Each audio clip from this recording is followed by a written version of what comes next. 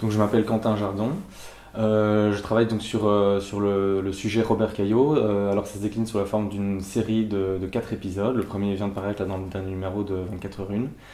J'ai entendu parler de Robert Caillot il y a plus ou moins 4 mois, je dirais. Et j'ai été tout de suite intrigué de me rendre compte que c'est un personnage très très important dans l'histoire, en fait, et en particulier dans l'histoire belge, puisque c'est lui qui est à la base, à l'origine de l'invention du web.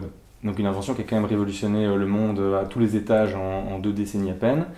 Et pourtant, c'est quelqu'un dont on n'a presque jamais entendu parler, qui est vraiment un inconnu du grand public. Et en fait, en 2013, il a décidé de faire presque vœu de silence et de refuser toutes les propositions d'interviews ou de conférences. Et donc voilà, j'étais vraiment très intrigué par ça et j'ai voulu creuser le personnage, son histoire et comprendre les raisons de ce silence. J'ai envie de raconter le destin d'un homme qui avait plein d'idéaux quand il a inventé le web, qui rêvait d'une sorte de bibliothèque universelle numérique où le savoir serait partagé, il serait entièrement libre et gratuit, et qui aujourd'hui est plein de désillusions, qui est un petit peu dégoûté de ce qui est devenu le web. Il dit que c'est un foutoir pas possible, et j'ai envie de raconter ce parcours et les raisons qui aujourd'hui lui laissent penser que le web c'est un échec.